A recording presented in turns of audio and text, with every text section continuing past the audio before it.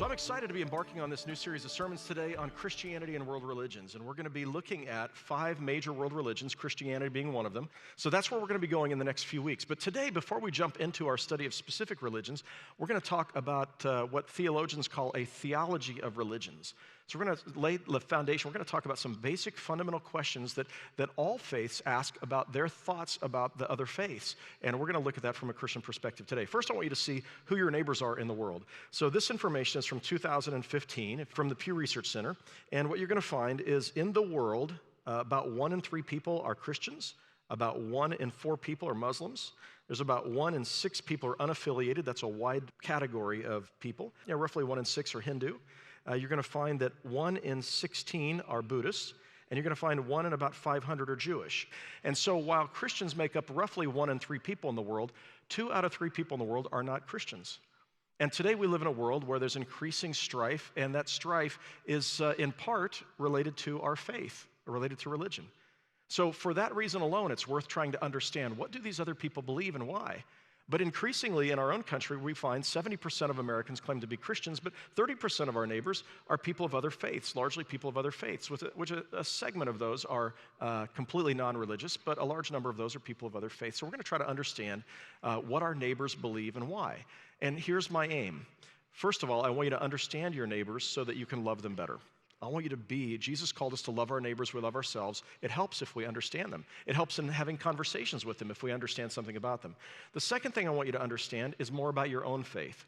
So as you study, this is what I found in my own life, as I study other religions, it causes me to ask, so why do I believe what I believe? And so by virtue of studying someone else, you're going to learn more about why you believe what you believe. And for those of you who aren't really certain what you believe, I hope this whole series of sermons is clarifying for you and allows you to really think about, what do I think about God and the big questions of life? Now, when we think about a theology of religions, this is our thinking about the big questions related to faith. And from a Christian perspective, we'd ask it this way, although really most of the faiths would ask it in some way similar to this. But these are the big questions in developing a theology of religions. Why are there so many religions? What is the relationship between these religions? How does God look at people of other religions? And what is the eternal fate of those who practice another religion other than Christianity? So I'm wondering, what is your theology of religions?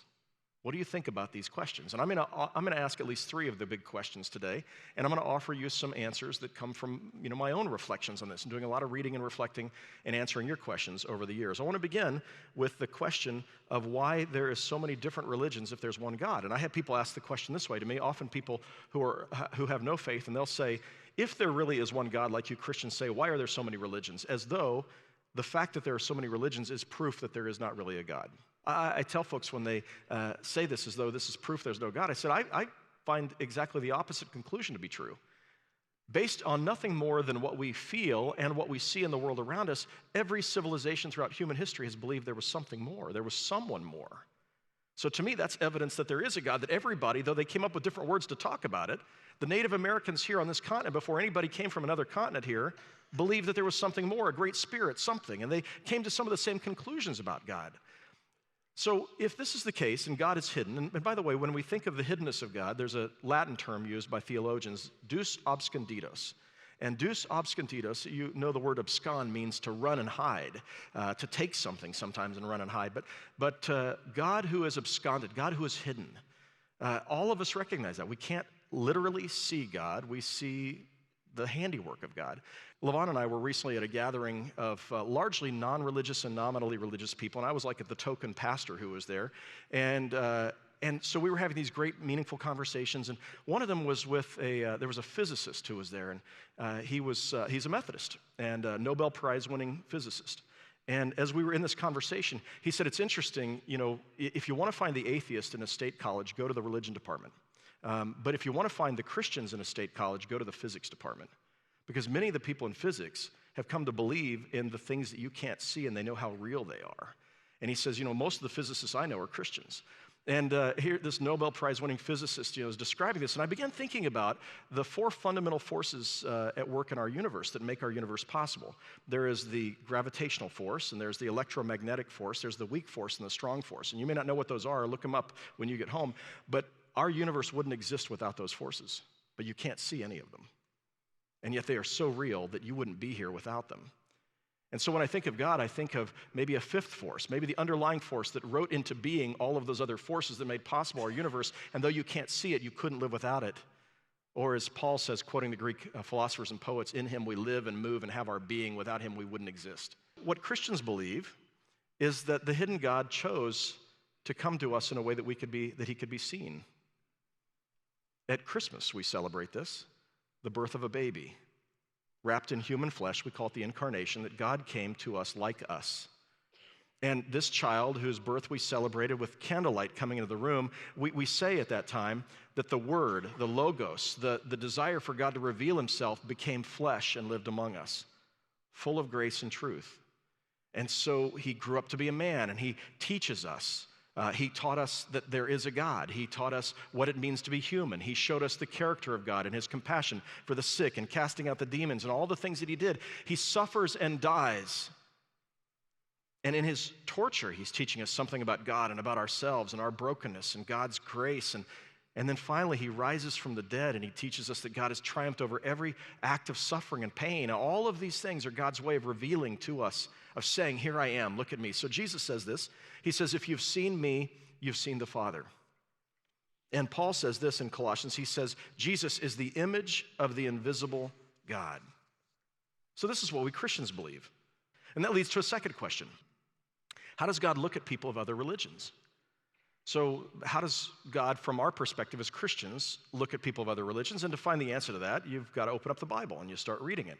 So the New Testament begins, the Gospels begin. Matthew starts off with a genealogy of Jesus. Then he tells the birth of Jesus, and that story happens really briefly. It's very abbreviated in Matthew. In fact, only in one line do we read about the actual birth, and we don't read about the manger and the shepherds or any of that in Matthew's Gospel. And after that short story of the birth of Jesus, he goes into a little longer story about three wise men who come, well, we don't know if it's three, but the wise men who come from the east. Let me just remind you of the story. After Jesus was born in Bethlehem, in the territory of Judea, during the rule of King Herod, Magi came from the east to Jerusalem. They asked, where is the newborn king of the Jews? We've seen his star in the east, and we've come to honor him. So in Matthew's gospel, there's no shepherds. There's only the wise men who are people of another religion, and God is saying, come over here, I need you to see this. And I want you to help this holy family. What does that story tell us about God and how God looks at other people of other religions?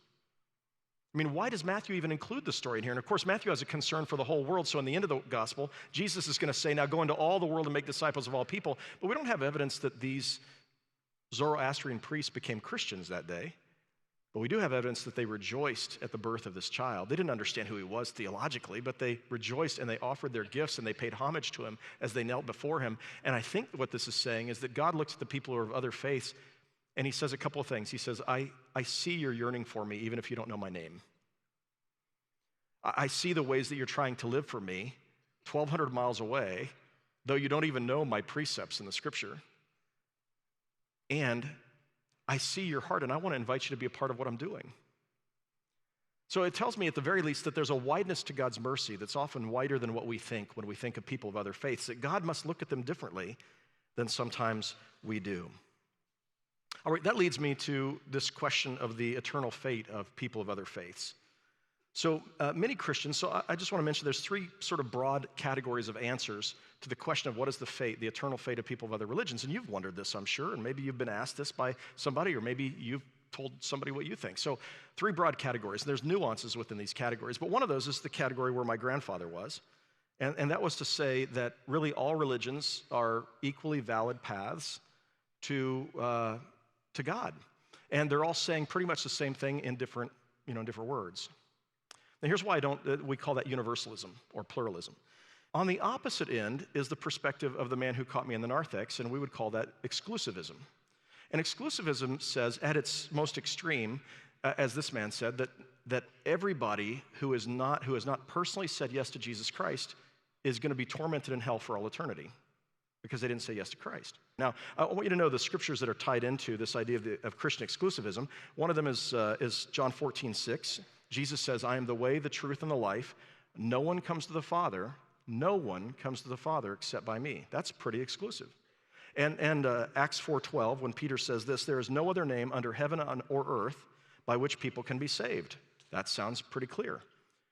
So this third position that I would articulate, that is the position of most mainline Christians, it's the official position of the Roman Catholic Church, and it's the position of many evangelical Christians, is what's called Christian inclusivism. And here's what it says. Anybody who is saved by Jesus. Like, it is by his life, death, and resurrection. Those who died before Jesus came, Christians say, well, they're also saved by the merits of Christ. And so the merits of Christ, what Jesus has done to save us, is the only way to be saved, and there is no other name under heaven and earth by which we're saved, and Jesus is the way, the truth, and the life, and no one comes to the Father but by him. But God can take the merits of Christ and apply them to whomever he chooses based upon his criteria. And here's what we find in the New Testament. Paul says it this way, you are saved only by grace. That is a favor that you don't deserve. You are saved only by grace. You accept that grace by faith.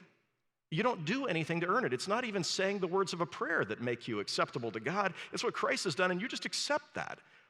Christian inclusivism says that it's possible that God will save many people because he saw in their hearts what was going on. They're yearning and longing for him to love God and to love their neighbors. They love themselves, and he will apply the merits of Christ to them.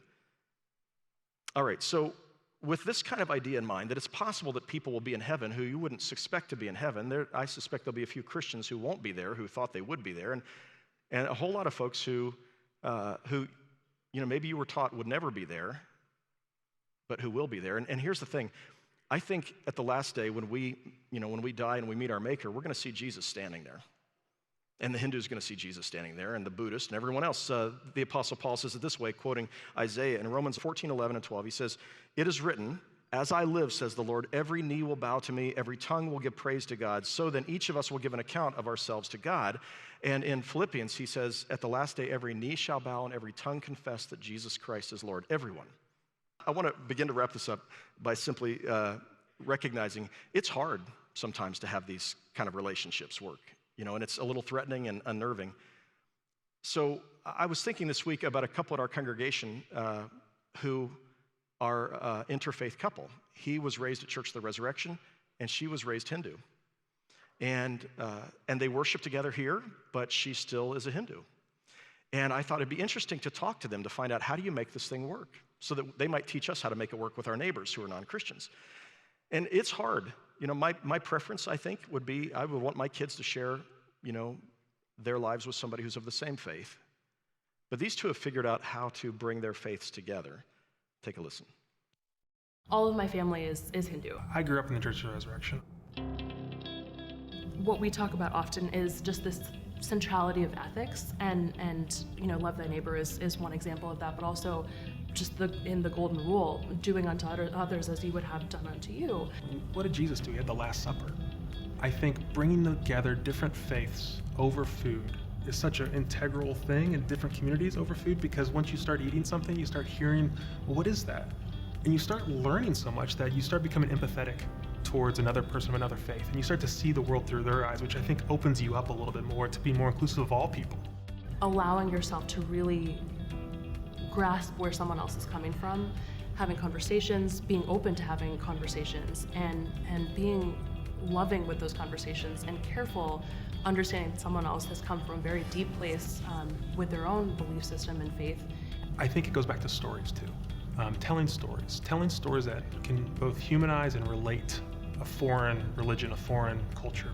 And if we can't somehow get outside of our comfort zone as Christians and really live into what Jesus preaches, then we're going to have trouble talking to those billions of people. And I think that there's something about telling stories and eating food and just loving on one another the way you're taught to do as a Christian.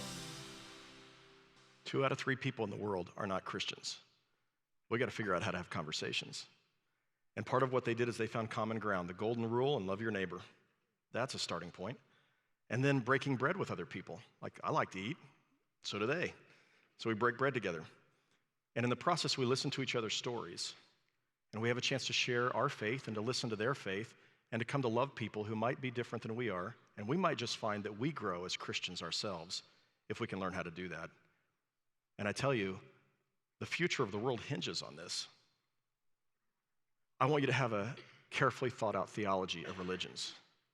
I want you to be people who, like the star the wise men followed, are compelling in such a way that people say, I want to know more about the Savior that you believe in because I see how you love and how you live.